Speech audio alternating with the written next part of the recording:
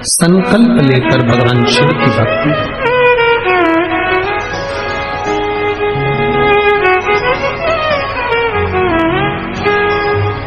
केवल विदर्भ राज भीष्मक की बहन इंदुमती ने ही शिव की भक्ति नहीं करी, विदर्भ राज भीष्मक की कन्या रुक्मिणी जी ने भी शिव भक्ति करी, शंकर की आराधना।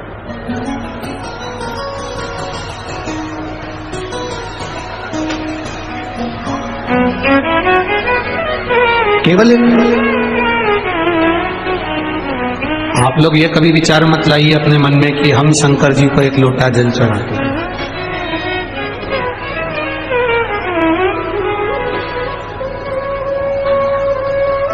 ये कभी मन में विचार मत लाओ।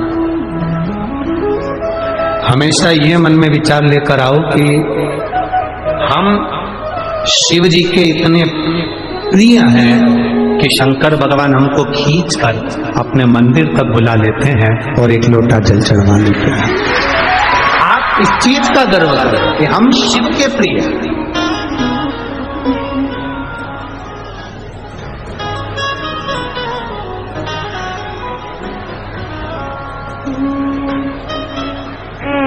एक बार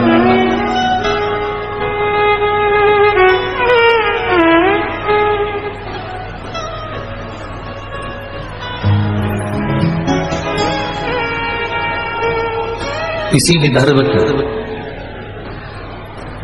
विदर्भ की केशिनी, इसी विदर्भ की केशिनी राजा सगर की धर्मपत्नी, विष्णु पुराण कहता है। इसी विदर्भ की इंदुमती थी, इसी विदर्भ की कैशिनी राजा सगर की धर्मपत्नी।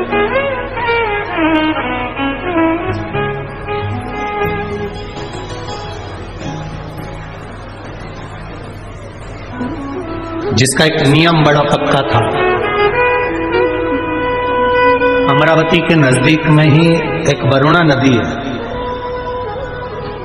विदर्भ के अंतर्गत बड़ा उसका भाव व्यक्त किया गया। केशिनी राजा सगर की धर्मपत्नी, इसी विदर्भ की। आपको ये महसूस नहीं होना, आप कभी अपने भीतर ये मत लाना कि हम शंकर जी को जल चढ़ाते हैं। सुन लो विदर्भ वासियों, अमरावती के निवासियों और जितने इस विदर्भ के रहने वाले, जितने महाराष्ट्र की पवित्र भूमि पर रहने वाले हैं, आपको पहले भी कहा महाराष्ट्र की धरा शिव की है और महाराष्ट्र की धरा छत्रपति शिवाजी की है। छत्रपति शिवाजी की भी यह धरा है, वीर शिवाजी की भी यह धरा है और शिव की भी यह धरा है। शिव और शिव दोनों की।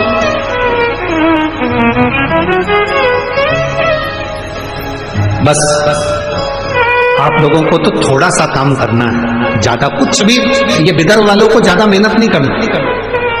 अपने बच्चों को केवल मंदिर का दरवाजा दिखाना है, शिवालय तक पहुंचाना है, एक लोटा जल पकड़ाकर शंकर के मंदिर का रास्ता दिखा दो। उसके बाद विदर्भ के भक्तों का हाथ महादेव खुद पकड़ते हैं। रुक्मिणी जी द्वारका नहीं गई, कृष्ण हाथ पकड़कर गोदी में उठाकर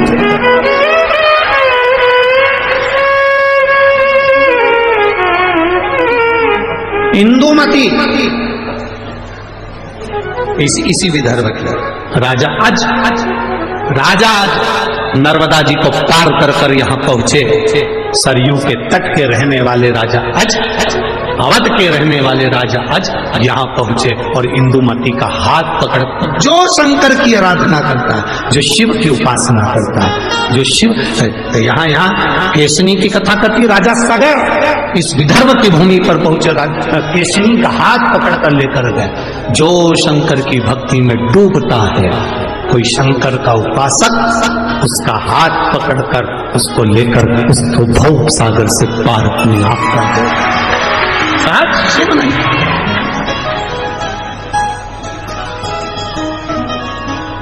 विदर्भ की भूमि पर तो इतना शिव की कृपा, इतनी करुणा है यहाँ।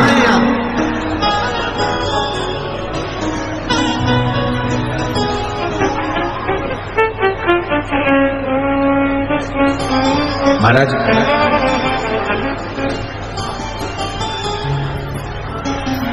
इसी विदर्भ की थी कैशिनी, राजा सगर की धर्म पत्नी। उसका एक नियम बड़ा प्रबल था, नर्मदा जी का जल कलश में भरती थी, विदर्भ की भूमि पर आकर शंकर के शिवलिंग का निर्माण करती थी और नर्मदा के जल से स्नान कराती थी महादेव को। ये विदर्भ राजा सगर की धर्म पत्नी।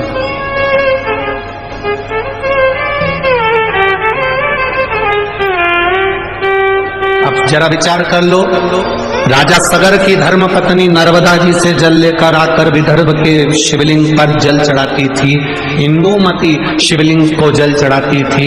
रुक्मणी जी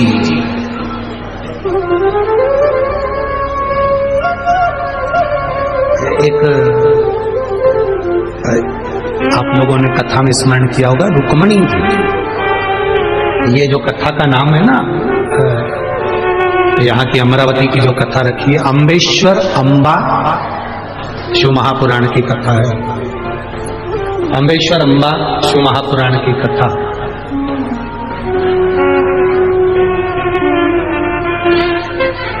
इसी विदर्भ की भूमि पर माता रुक्मणी जी ने भी शंकर को जल चढ़ाया और ऐसा जल माता रुक्मणी जी ने शिव जी को चढ़ाया कि वो जल आज तक शंकर के शिवलिंग पर पत्थर की शिला में से बूंद बूंद बूंद बूंद आज तक टपक रहा है, वो जल आज तक बंद नहीं हुआ। इसी विदर्भ, यही विदर्भ।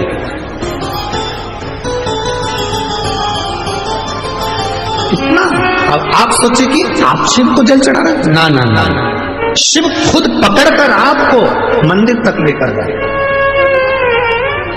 और मेरी जीजियों और मेरे जीजाओं, मेरी बेटियों, मेरे बेटाओं, माताओं, एक बात अपने हृदय में बिठा कर रखना कि शिव महापुराण की कथा में तुम लोग पहुंचे हो, तुम हल्के पुल्के नहीं हो, तुम शंकर के कुछ अपने हो, इसलिए उसको खींच कर यहाँ बुलाया, उसने खींच कर बुलाया है तुमको। शिव महापुराण की कथा सुनवा रहा है वो, बिठा रहा है वो, तुम गुणगान कर रहे हो, श्री शिवाय नमस्तुभ्यम कर रहे हो, नमः शिवाय कर रहे हो, पंचाक्षर षडाक्षर ओम नमः शिवाय का जाप कर रहे हो। ये उसकी कृपा से, अगर उसकी कृपा नहीं होती तो वर्णन आता है देवराज